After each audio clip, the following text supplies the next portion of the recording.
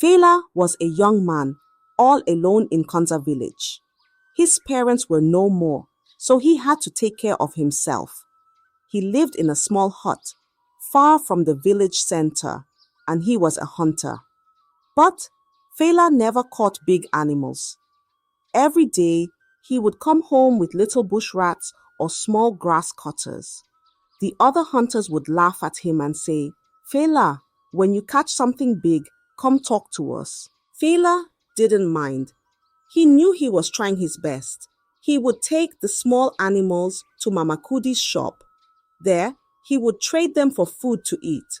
Mama Kudi liked Faila because he was always polite, even when the villagers made fun of him.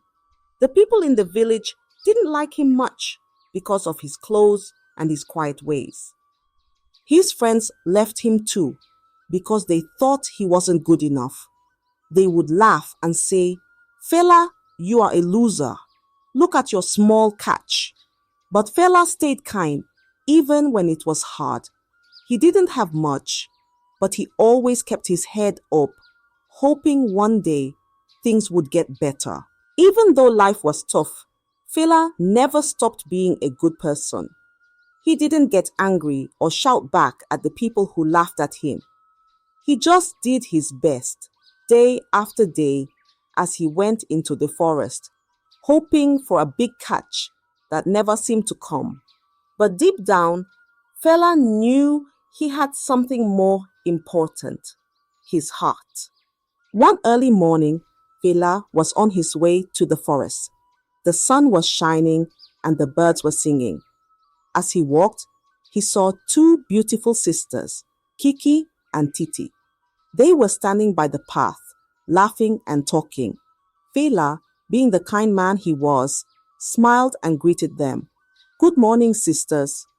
Kiki and Titi looked at him and then looked at each other. They started laughing louder. Faila was confused, but he didn't show it. He gathered his courage and asked, Can I speak with one of you? He thought maybe, just maybe, they would give him a chance. But Kiki, with a mean smile, said, Even if we were dead, our bodies wouldn't accept your proposal, Faila. Then Titi added, Look at you, with your small animals and your ragged clothes. What can you offer anyone? Their words stung like a sharp thorn. Faila felt his heart sink, but he didn't say anything back. He just stood there, watching them laugh as they walked away, leaving him feeling small and alone. Later that day, Faila went hunting again. Even though he was sad, he tried his best. By evening, he caught 2 grass cutters and 2 bush rats. It wasn't much, but it was something. He thought, maybe I can sell these in the market. So, with hope in his heart, he took his catch to the market, ready to try again. Though the words of Kiki and Titi still hurt, Faila reminded himself that he was more than their cruel laughter. He had his own strength, and that was enough for him. Faila arrived at the market, carrying his grass cutters and bush rats. He hoped to sell them for a few coins so he could buy food. As he laid out his catch, guess who he saw? Kiki and Titi. They walked up to him with sly smiles on their faces. Faila, we want to buy your bushmeat, Kiki said sweetly, pretending to be interested. Faila, surprised but hopeful, said, Each bush rat is 7 silver coins, but I will sell them to you for 5 silver coins each. He was willing to give a lower price, hoping they would deal fairly this time. Titi reached into her bag, counted out 10 coins, and showed them to Faila. Here's your money, she said. Faila, trusting them, handed over the bush meat. But instead of giving him the money, Kiki grabbed the meat, and the 2 sisters turned around and walked away, laughing. Faila stood there in shock. He had been tricked. They took his meat, but didn't pay him. His heart sank again, even deeper this time. The people in the market saw what happened, and instead of helping him, They joined in the laughter. Fela, you can't even sell your catch without being cheated, they mocked. Fela felt crushed, but he didn't let the tears show. He quietly picked up his remaining grass cutters and walked away. Life seemed to be getting harder for him. Everything was going wrong, but Fela still kept his head up. Deep down, he knew that one day things would get better. Even though the pain in his heart was strong, he chose to stay strong too. One hot afternoon, after a long day of hunting, Fela went to the stream to bathe. As he got closer, he heard quiet sobs. Curious, he followed the sound and found a large woman sitting by the water, her face buried in her hands. She was crying all alone. Fela, always gentle and kind, approached her slowly. "Hello," he said softly. "Why are you crying?" The woman looked up, surprised to see someone standing there. Her name was Bisola. With tears in her eyes, she replied, "I cry because people mock me. They call me names because of my size. No one wants to be my friend, and everyone laughs at me." Fela listened carefully. He could feel her pain. He knew what it felt like to be laughed at by others.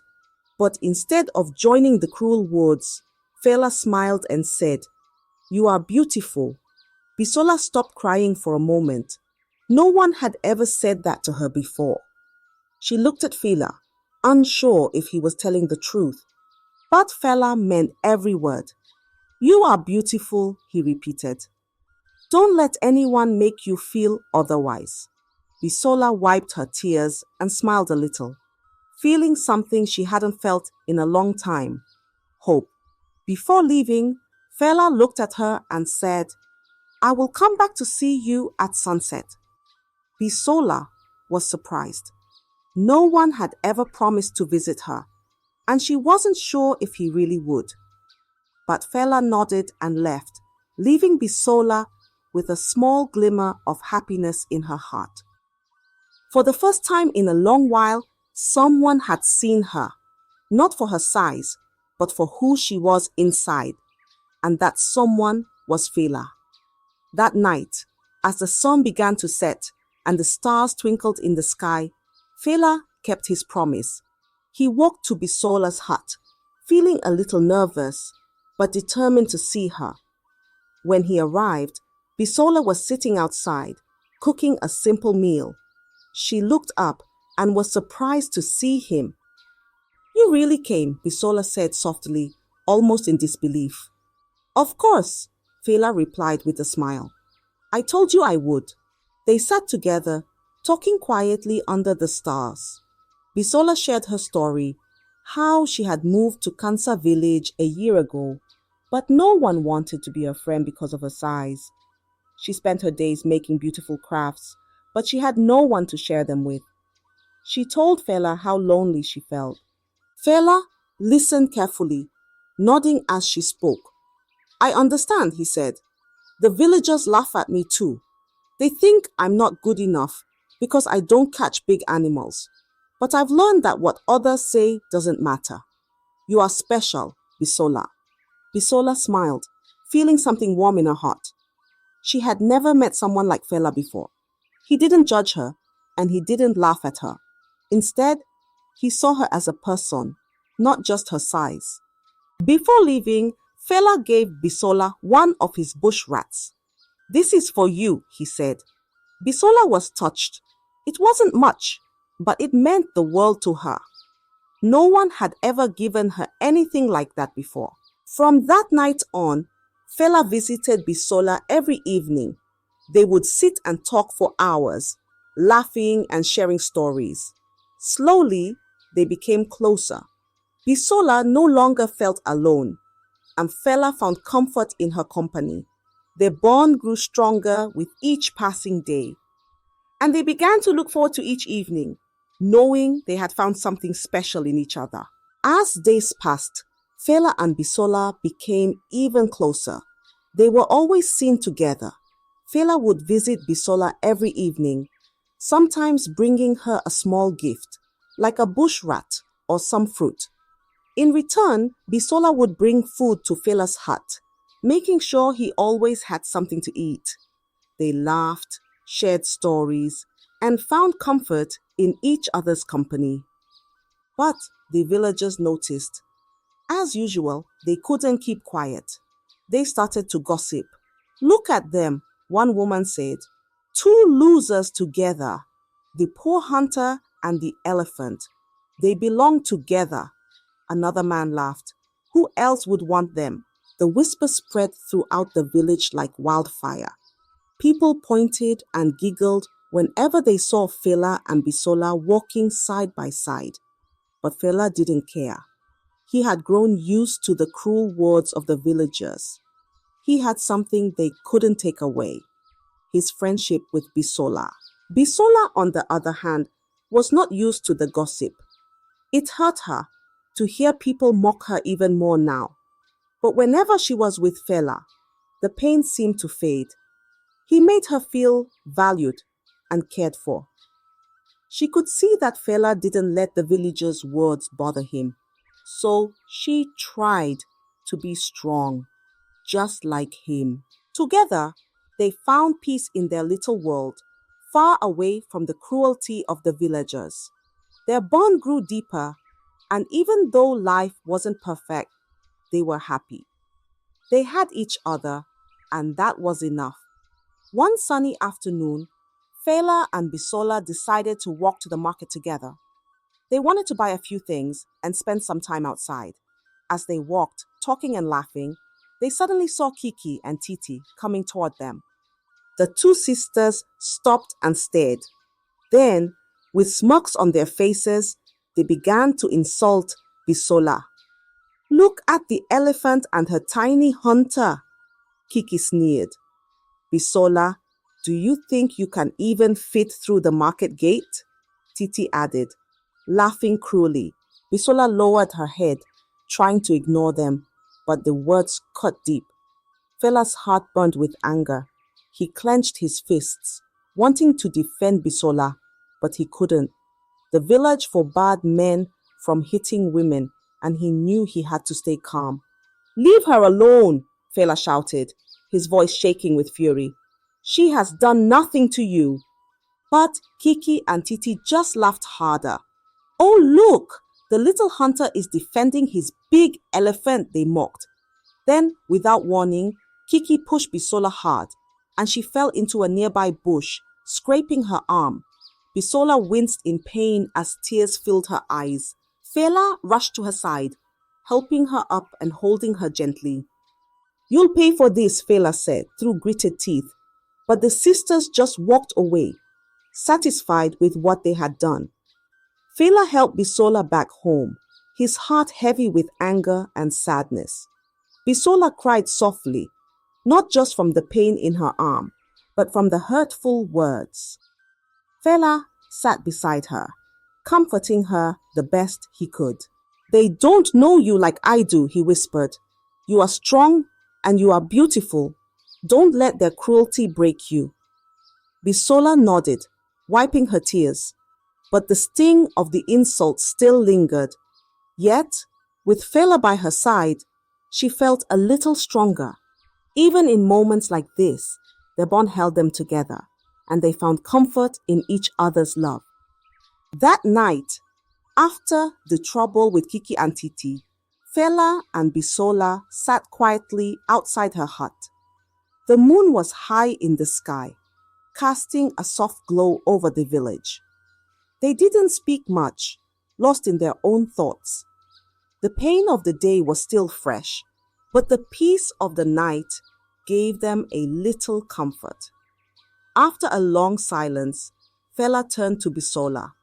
His heart was beating fast, but he knew what he wanted to say. He had thought about it for a while now, and tonight felt like the right time. "Bisola," he began, his voice soft but steady, "will you marry me?" Bisola's eyes widened in surprise. She looked at Fela, not sure if she had heard him correctly. But when she saw the sincerity in his eyes, her heart leapt with joy. This was the moment she had dreamed of her whole life. Someone who saw her for who she truly was, not for her size or what others said about her. Yes, Bisola whispered, her voice full of emotion. Yes, Fela, I will marry you.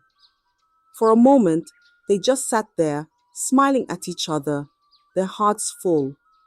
But then Bisola's smile faded a little. She took a deep breath and said, "But Fela, I have to leave the village tomorrow morning." Fela was confused. "Why?" he asked gently. "Where are you going?" Bisola shook her head. "I can't tell you yet," she said, "but I promise I will return soon." Fela looked at her, uncertain but trusting. He didn't understand why she had to go or where she was headed, but he believed in her. "I'll wait for you," he said quietly, "no matter how long it takes." Bisola smiled again, grateful for his patience. That night, they sat together a little longer, holding on to the promise of a future together, even though the path ahead seemed uncertain. Fela knew in his heart that Bisola would come back, and when she did, their lives would change forever. Early the next morning, just as the sun was rising, Bisola quietly left the village. Fela watched her go from a distance, feeling a bit lost, but trusting her promise to return. He had no idea where she was headed or why, but he believed in her words. Days passed, and then weeks. Faila hadn't heard a single word from Bisola. Each day, he would go to the market, to the stream, or into the forest, hoping to see her again, but she was nowhere to be found. The villagers noticed her absence, and, as usual, they started talking. Fela's elephant ran away, they would say with cruel laughter. She probably left because he couldn't feed her. Who would want to stay with a poor hunter like him? The gossip grew louder every day, and Fela's heart grew heavier. He missed Bisola, but he still trusted her promise. Even with the villagers laughing behind his back, Fela held his head high and waited. What the villagers didn't know was that Bisola had a secret. She wasn't just any woman. She was the queen of another village, a powerful and wealthy one. She had left Kansa to return to her home and prepare for her wedding with Fela. But she hadn't told him yet. Bisola wanted someone who loved her for who she truly was, not for her wealth or status. That's why she kept her secret. She knew Fela saw her as Bisola, the woman, not Bisola, the queen, and that made her love him even more. While Fela waited patiently in Kansa, enduring the mocking words of the villagers, Bisola was preparing something special for their future. She knew that when the time was right, she would return and everything would change. One hot afternoon, as the villagers went about their daily work, the sound of the town crier's drum echoed through Kansa. Everyone stopped what they were doing as the town crier shouted, "Hear ye, hear ye! There will be a grand wedding in the village in 2 days. Everyone is invited. It will be the biggest celebration we have ever seen." The villagers buzzed with excitement.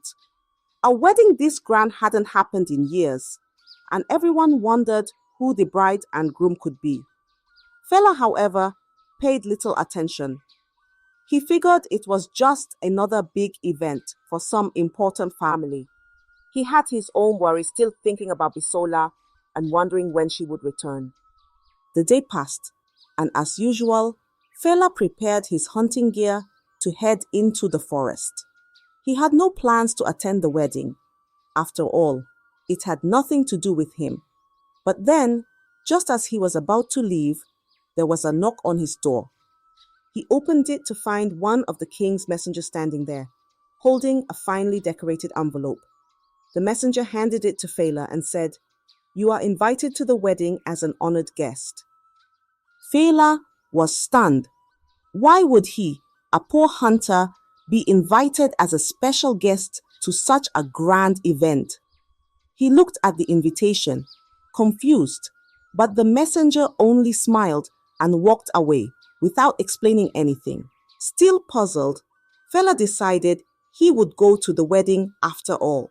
Something about the invitation felt important, though he had no idea what awaited him. He set aside his hunting gear and began to prepare for the celebration, not knowing that this wedding was about to change his life forever. The day of the grand wedding finally arrived. The whole village was decorated with colorful cloth and flowers, and people were dressed in their finest clothes. Fela, who had been given special clothes to wear, looked different from his usual self. He was dressed in fine robes and was led to sit beside the king himself. The villagers gasped in surprise. "Why is Fela, the poor hunter, sitting with the king?" they whispered. Fela himself was just as confused. He sat there quietly, not knowing why he was being treated like an honored guest. The drums began to play, and the villagers gathered around to witness the grand event. Everyone was eager to see who the bride and groom would be.